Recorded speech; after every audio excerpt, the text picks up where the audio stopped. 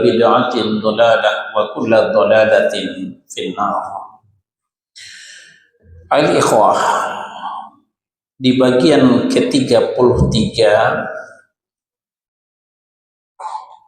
tema kita adalah sebab terjadinya musibah dan cara penanggulangannya atau solusinya. Kita di halaman 153 dari kitab Minhaj Firqatun Najiyah karya Fadilatul Syekh Muhammad bin Jamil Zainu rahimahullahu ta'ala. Al-Quranul Karim telah menyebutkan beberapa sebab terjadinya musibah, dan tanpa sebab ini ya tentu musibah tidak akan terjadi. Pada dasarnya Allah tidak akan mencabut nikmatnya yang telah diberikan kepada kita. Allah tidak akan merubah nikmat itu menjadi azab kalaulah tidak ada sebab-sebab yang mendahuluinya. Inilah yang dikatakan oleh Al-Anfal surah yang ke-8 ayat 53. A'udzu billahi minasyaitonir rajim. Dzalika bi anna Allaha lam yakum mughayyiran ni'matan an'amaha 'ala qaumin hatta yughayyiru ma bi anfusihim. Yang demikian itu adalah karena sesungguhnya Allah sekali-kali tidak akan mengubah suatu nikmat yang telah dianugerahkannya kepada suatu kaum sehingga kaum itu mengubah apa yang ada pada diri mereka.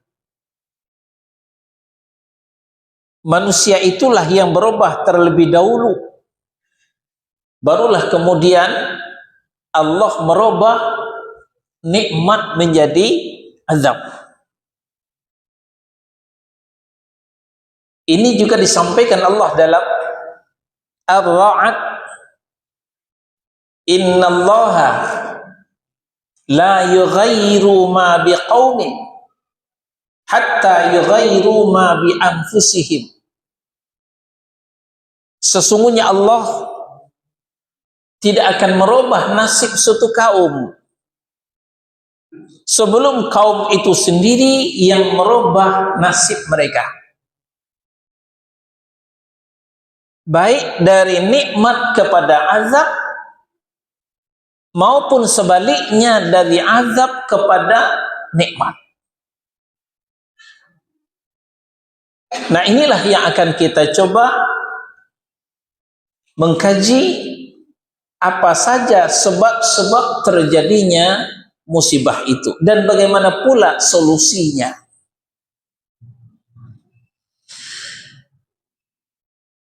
Pertama, sebab terjadinya musibah itu karena untuk menguji orang-orang mukmin. Sebab untuk kenaikan kelas, untuk kenaikan tingkat, tidak segampang yang dibayangkan. Terlebih dahulu diadakan ujian, terlebih dahulu diadakan evaluasi. Benar-benarkah dia orang yang beriman ataukah bukan? Ini Allah terangkan di dalam Al-Baqarah surah yang kedua di ayat 155. Al-Baqarah surah yang kedua ayat 155. A'udzubillahi minasyaitonir rajim. Walanabluwannakum bisyai'in minal khawfi wal ju'i wa naqsim minal amwali wal anfusi wath thamarat. Ini tidak ada dalam kitab, buka mushaf. Dan sesungguhnya kami pasti akan mengujimu dengan apa? Bisyai'im minal khawf, dengan sedikit ketakutan, kekhawatiran. Pernah menghinggapi benak kita kalau ada tanda-tanda sesuatu, nah jangan-jangan mulai agak lama hujan, jangan-jangan banjir lagi Jakarta. Kekhawatiran, ketakutan itu adalah ujian. Walju' dan kelaparan. Bagi orang sudah terbiasa puasa sunnah, tidak asing lagi kelaparan itu. Tapi orang yang jarang-jarang puasa sunnah memang berat, itu lapar, lemes, tidak bertenaga. Namun ketahuilah bahwa itu adalah ujian.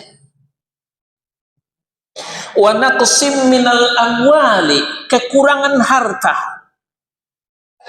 Harta yang tadinya banyak sekarang sudah berkurang. Mungkin ditimpa musibah, mungkin dicuri orang, mungkin dijamret orang, mungkin ditipu orang, bermacam cara. Jadi berkurang hartanya. Wal anfusi, kekurangan jiwa. Anggota keluarga kita cukup. Ada ayah, ada ibu, ada mertua laki-laki, mertua perempuan, ada anak, ada cucu, ada suami, ada istri. Tapi pada suatu saat yang dicintai itu, keluarga kita itu akan dijemput oleh malaikat maut atas perintah Allah Subhanahu wa ta'ala. Hilanglah keluarga kita satu. Ini namanya kekurangan jiwa, kekurangan anggota keluarga. Itu juga ujian. Wathamarat, kekurangan buah-buahan. Ini ujian. Wabasyiris sabirin, maka bergembiralah orang-orang yang sabar. Nah, untuk nomor 1 ini, ujian ini bagaimana solusinya? Solusinya adalah bersabar. Nah, ini ujung ayat. Wabasyiris sabirin, bergembiralah orang yang bersabar. Sabar sih sabar Ustaz, tapi udah sekian lama saya menderita. Sabar itu kan ada batasnya. Nah, inilah kesalahan kita. Kita sering membatasi kesabaran, maka sabar kita jadi terbatas. Dalam Al-Quran, sabar itu tanpa batas.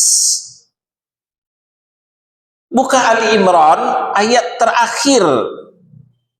Ya ayyuhalladzina amanusbiru wasabiru. Hai orang yang beriman, bersabarlah kamu, tingkatkan kesabaranmu. Sabar itu tidak cukup selapis dua lapis. Sabar itu harus berlapis-lapis. Apapun musibah yang datang, sabar.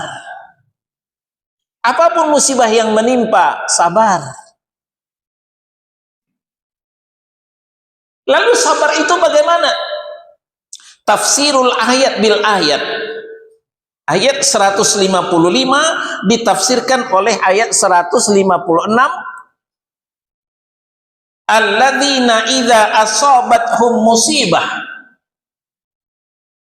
Orang yang bersabar itu adalah ketika mereka ditimpa oleh musibah. qalu inna lillahi wa inna ilaihi raji'un. Mereka mengucapkan kalimat istirja. Ya. Kemarin kita sampaikan zikir itu bermacam-macam. Ada namanya tasbih, subhanallah, tahmid, alhamdulillah, takbir, Allahu akbar, tahlil, la ilaha illallah, istirja, inna lillah. Jadi orang yang mendapatkan musibah, dia mengucapkan istirja, inna lillah wa inna ilaihi raji'un.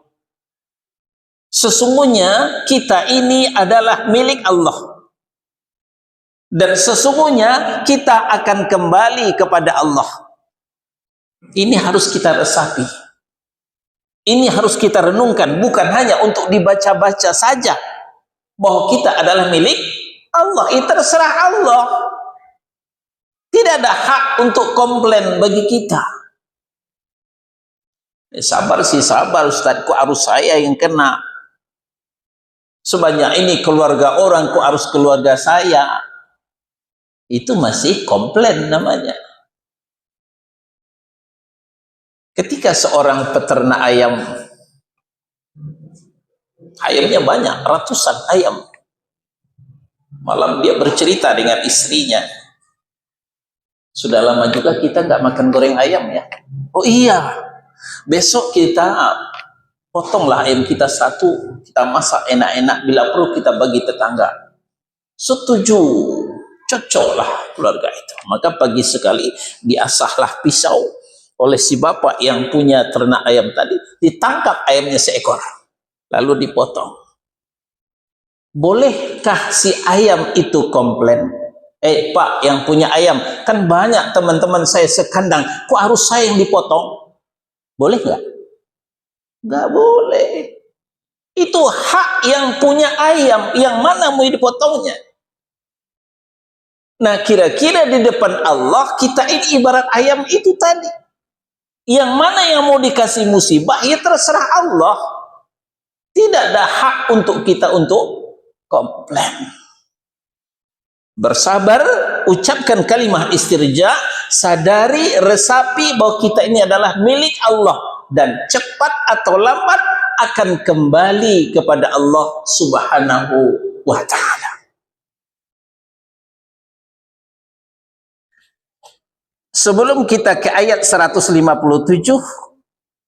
kita ke hadis sahih Ummu Salamah, diriwayatkan oleh Imam Muslim.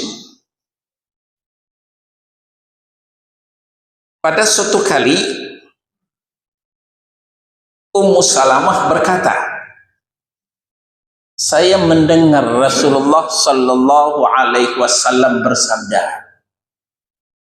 Apa kata Nabi? Ma min muslimin tusibuhu musibah fayaqulu ma amarahu Allah inna lillahi wa inna ilaihi raji'un Allahumma jirni fi musibati wa akhluf li khairan minha illa akhlafallahu lahu khairan minha. Kata Nabi sallallahu alaihi wasallam, apa yang menimpa seorang muslim, ya, tidaklah seorang muslim ditimpa oleh musibah lalu dia mengucapkan apa yang diperintahkan Allah, yaitu istirja itu tadi, kemudian diiringi dengan doa, Allahumma jirni fi musibati wa akhluf li khairan minha. Ya Allah, berilah aku pahala di balik musibah ini, dan gantilah untukku yang lebih baik dari yang hilang. Itu doa yang diajarkan Nabi. Ketika Abu Salamah wafat, nah, dia menceritakan suaminya nih, ya, Abu Salamah diajak Rasulullah perang, gugur sebagai syahid. Nah, ketika Abu Salamah wafat, saya sudah mengucapkan istirja, innalillah wa inna ilaihi raji'un. Saya sudah mengucapkan doa, Allahumma jirni fi musibati wa akhluf li khairan minha. Ya Allah, beri aku pahala di balik musibah ini, kematian suamiku, dan gantilah yang lebih baik dari suamiku itu darinya. Saya berpikir-pikir, masih ada nggak ya suami yang lebih baik dari Abu Salamah? Karena menurut Ummu Salamah, selama ini Abu Salamah adalah suami yang terbaik, yang penuh cinta, kasih sayang, yang bertanggung jawab. Lalu sekarang Abu Salamah sudah gugur di medan jihad. Masih ada nggak ya suami yang lebih baik dari Abu Salamah? Itu yang terngiang-ngiang dalam benak Ummu Salamah. Kemudian tidak disangka meluncurlah lamaran dari Rasulullah Sallallahu Alaihi Wasallam.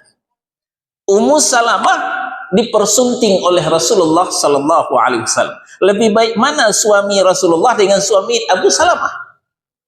Tentu lebih baik Rasulullah, suaminya yang Rasulullah.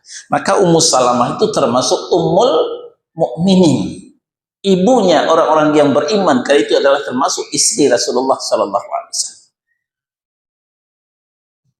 Apa faedah yang kita ambil dari hadis yang mulia ini? Apapun musibah yang menimpa kita, satu, ucapkan kalimat istirja, ya, untuk kita supaya bersabar, tabah menerima musibah itu. Ucapkan kalimat istirja, innalillah wa inna ilaihi raji'un. Kemudian langsung baca doa, Allahumma jirni fi musibati. Ya Allah, berilah aku pahala di balik musibah ini. Wa akhluf li khairam minha, dan gantilah yang lebih baik daripada yang hilang. Tunggu saja, Allah akan berikan ganti yang lebih baik daripada yang hilang itu. Lalu di ayat 157,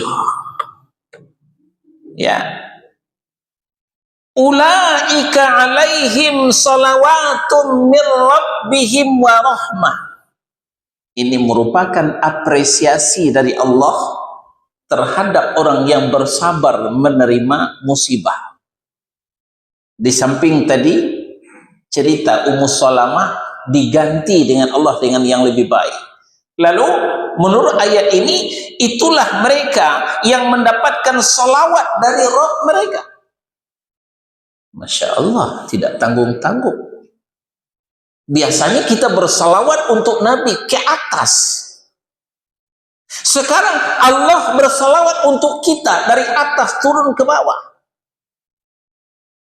Nah, tentu tidak sama salawat kita untuk Nabi dengan salawat Allah untuk kita.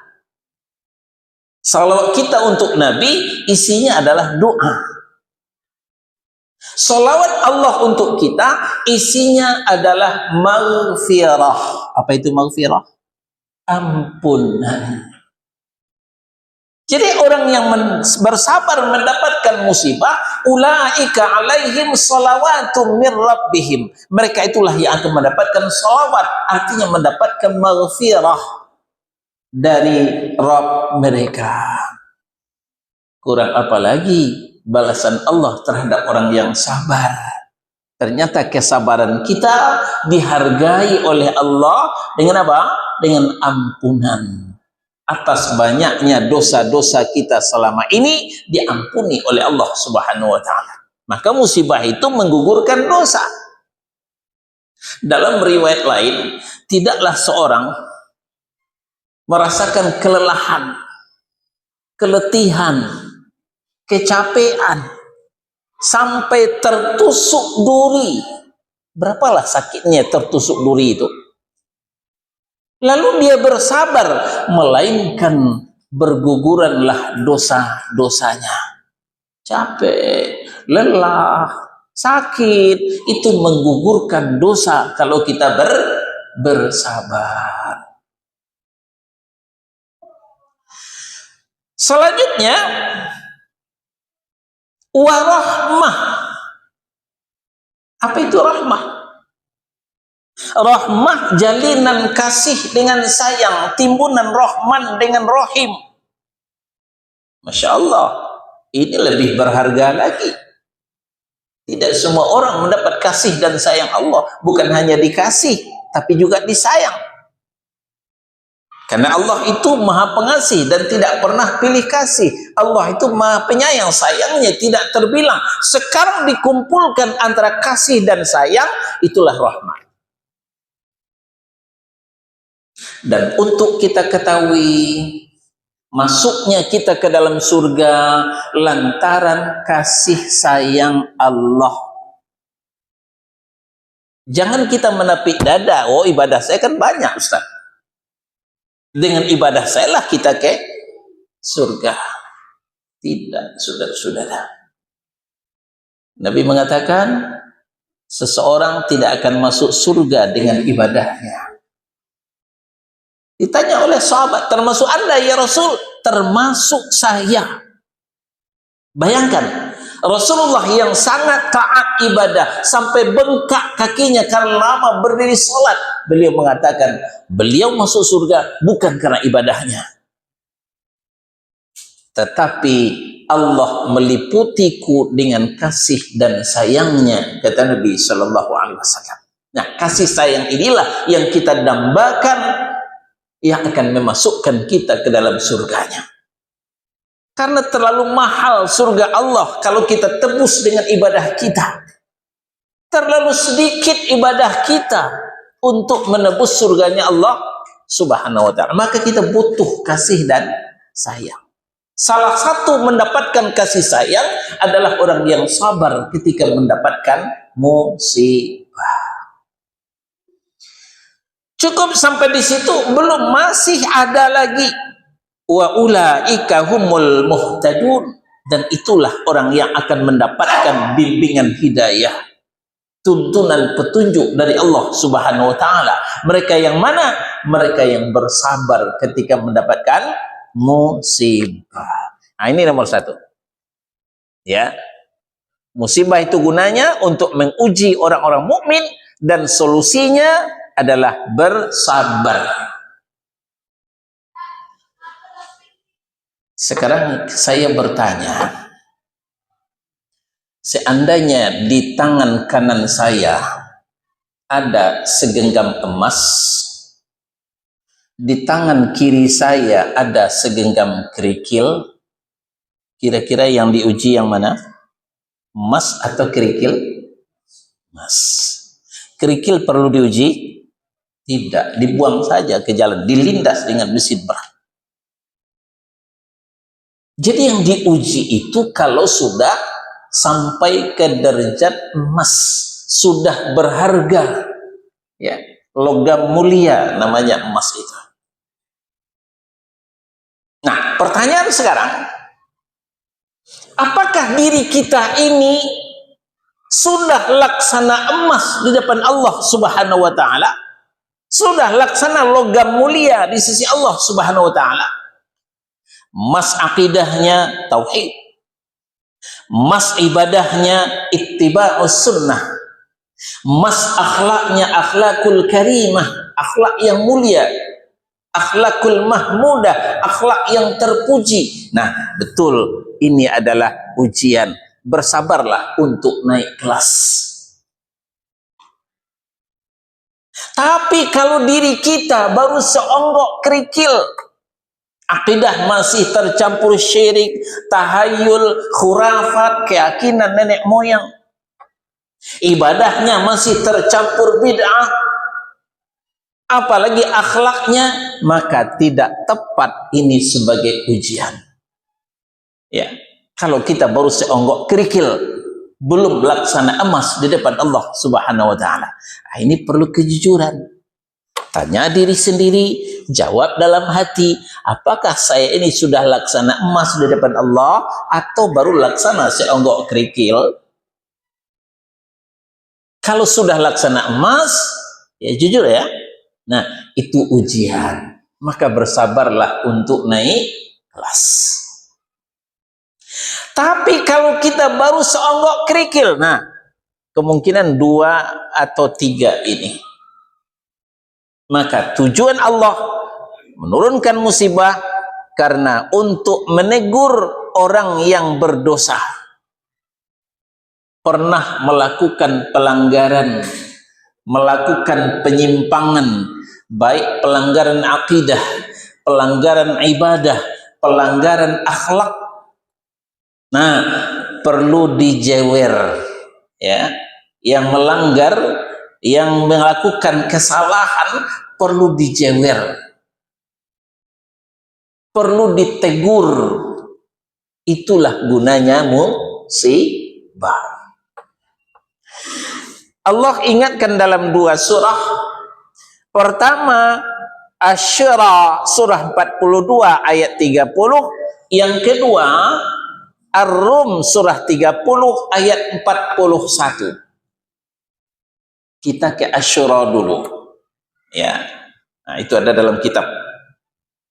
Asy-Syura surah 42 ayat 30. Ya. Kita masih di halaman 153. Wa ma asabakum min musibatin fabima kasabat aydikum wa ya'fu an katsir. Dan apa saja musibah yang telah menimpamu, maka itu adalah disebabkan oleh perbuatan tanganmu sendiri. Ya. Disebabkan dosa yang dilakukan tanganmu sendiri. Berarti kita sudah melakukan pelanggaran, sudah melakukan kesalahan. Wa ya'fu an katsir, dan Allah telah memaafkan sebagian besar dari kesalahan-kesalahan itu. Kesalahan kita sangat banyak. Allah hapuskan kesalahan kita yang banyak, Allah tinggalkan satu, maka Allah jadikan musibah untuk kita. Kalau ditanyakan, untuk apa kesalahan itu dijadikan musibah? Nah, ini dijawab oleh Ar-Rum surah 30 ayat 41. Ya. Itu paling bawah halaman 153. Zaharal fasadu fil barri wal bahri bima kasabat aydin nas. Telah nyata, telah tampak kerusakan baik di darat maupun di laut, itu disebabkan karena perbuatan tangan manusia. Lanjut ayat. Liyudhiqahum ba'dalladzi 'amilu, supaya Allah merasakan kepada mereka sebagian dari akibat perbuatan mereka. Kalau enggak sadar-sadar. Kalau enggak mudeng-mudeng. Udah disampaikan, ini ayatnya, ini hadisnya, ini yang baik, ini yang buruk, ini yang lurus, ini yang menyimpang. Enggak mudeng-mudeng. Ada jalan yang lurus, masih menempuh jalan yang menyimpang. Ditujukan jalan tauhid, masih suka yang musyrik. Ditujukan jalan sunnah, masih suka yang bid'ah. Nah, maka Allah turunkan musibah supaya Allah mau merasakan sebagian akibat perbuatan mereka. Sebagai teguran, sebagai jeweran dari Allah Subhanahu wa ta'ala. Endingnya, tujuan akhirnya adalah la'allahum yarji'un, agar mereka kembali ke jalan yang benar. Ini merupakan kasih sayang Allah. Allah tidak mau kita berlarut-larut dengan dosa. Allah tidak mau kita berlarut-larut dalam maksiat. Maka Allah tegur kita. Allah timpakan maksiat kepada kita supaya kita sadar, supaya kita kembali ke jalan yang benar. Ini penyebab yang kedua. Lalu bagaimana pula solusinya? Bagaimana pula cara mengatasinya? Yang kedua ini adalah inabah. Inabah itu adalah kembali ke jalan yang benar. Sadar kita menyimpang, kembali ke jalan yang benar. Sadar kita sudah musyrik, kembali bertauhid. Sadar kita melakukan hal yang bid'ah, kembali kepada sunnah. Jangan malah berkata, wah ini bid'ah hasanah. Ya, itu namanya tidak mau kembali, itu ngeyel namanya kayak gitu. Az-Zumar surah yang ke-39 ayat 54. Ya.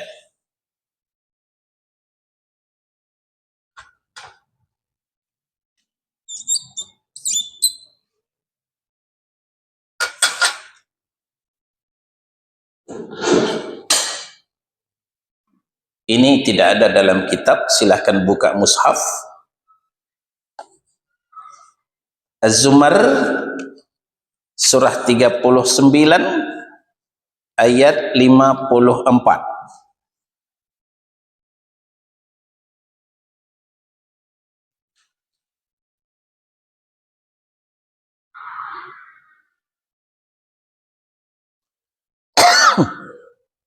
Sudah ketemu?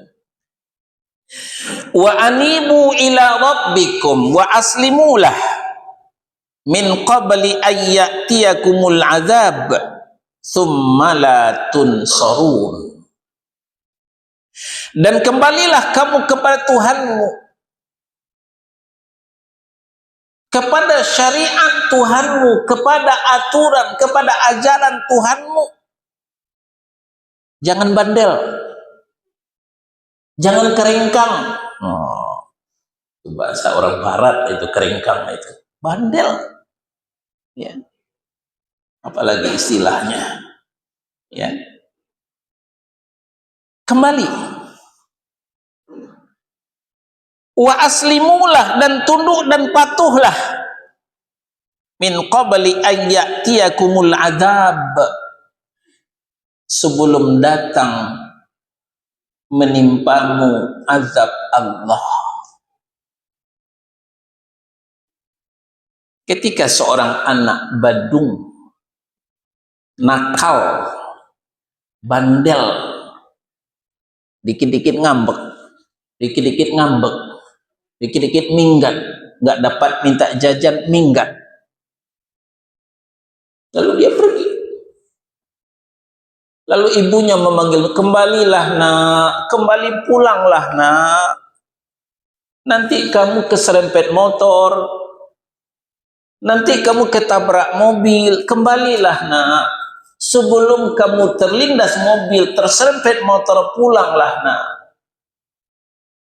Ternyata betapapun bandelnya anaknya, betapapun badungnya anaknya, kasih sayang ibu mengalahkan badungnya si anak. Tetap saja dipanggil anaknya. Nah, ketahuilah bahwa kasih sayang Allah lebih daripada kasih sayang ibu kepada anaknya yang badung. Perhatikan baik-baik.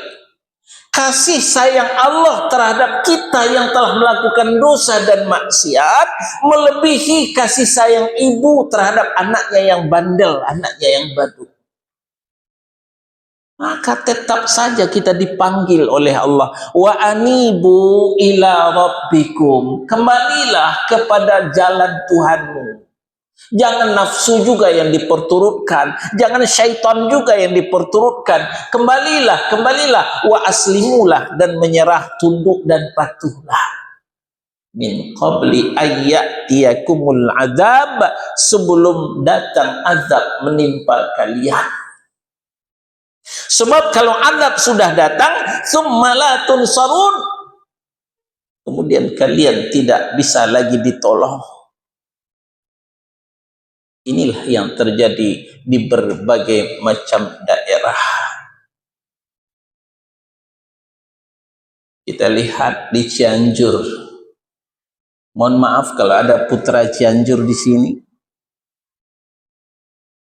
Tahukah kita apa yang terjadi sebelum Cianjur dihantam gempa? Saudara-saudara kita Cianjur murtad besar-besaran. Dia berbondong-bondong. Yang laki-laki belum sempat membuka pecinya. Yang perempuan belum sempat membuka kerudungnya, berbondong-bondong. Kirain orang pergi ngaji.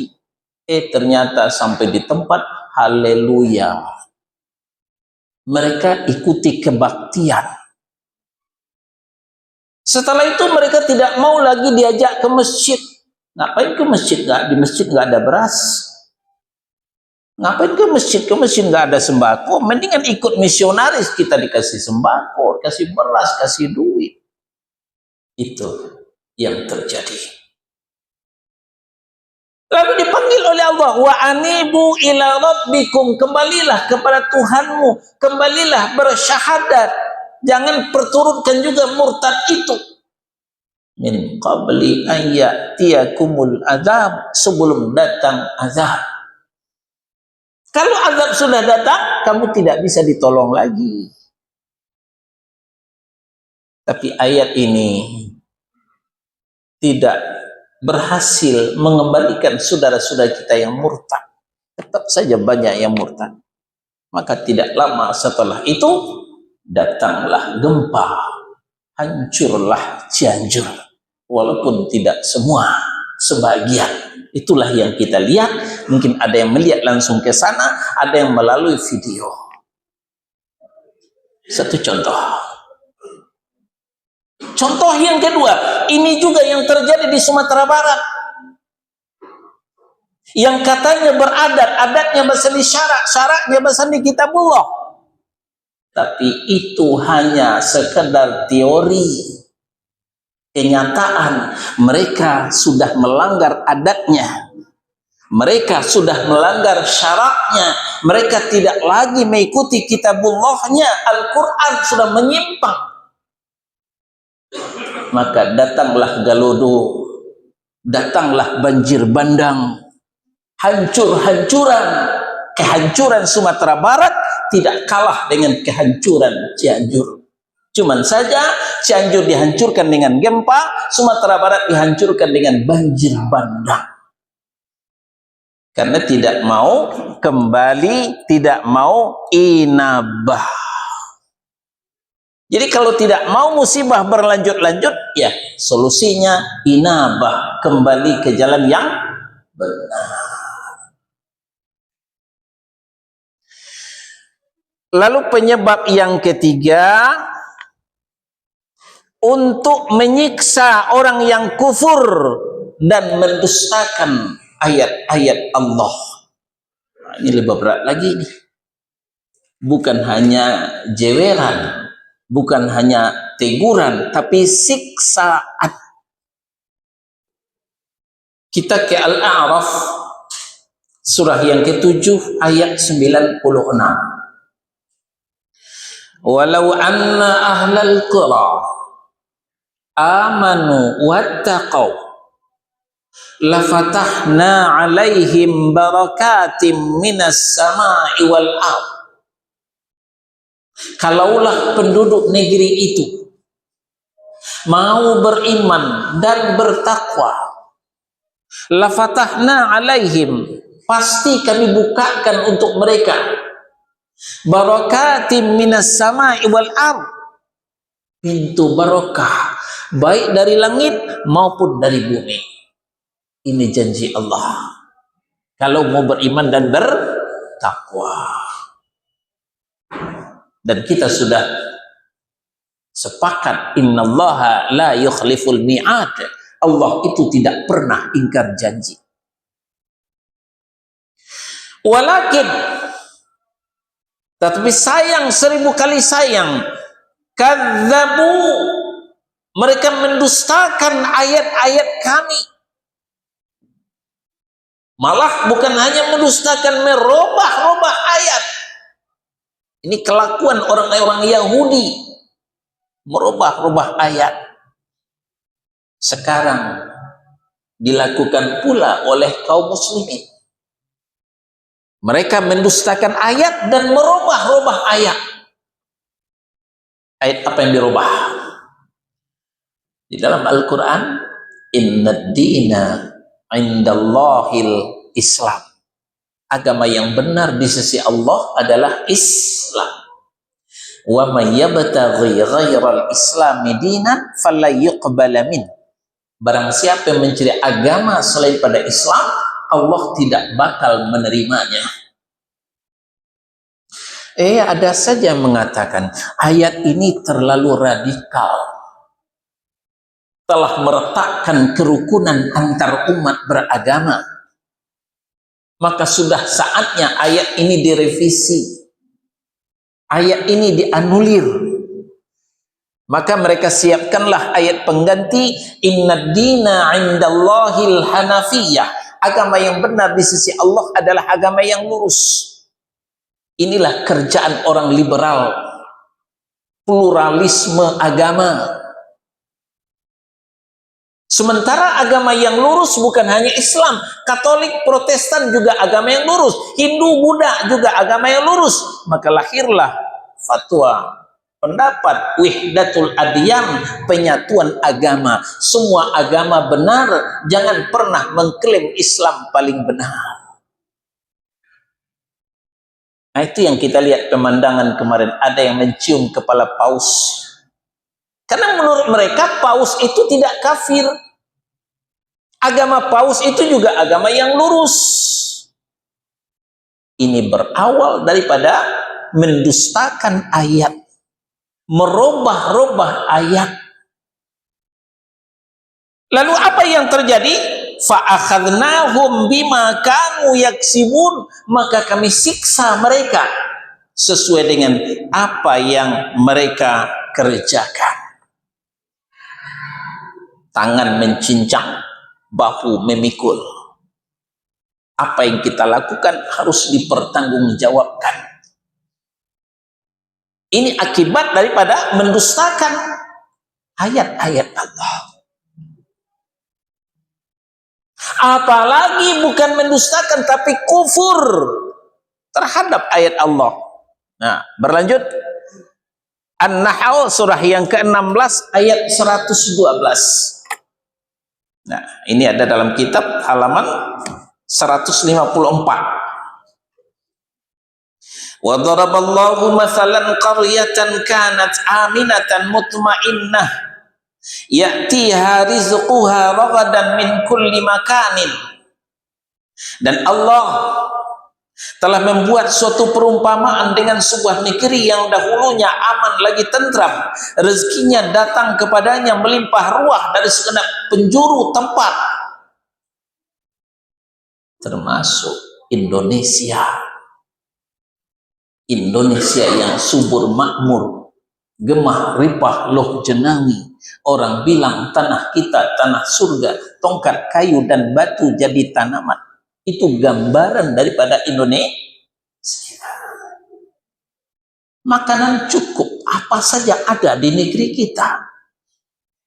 Hasil tambang, hasil bumi, ada minyak, ada timah, ada nikel, ada emas. Namun sayang 1000 kali sayang,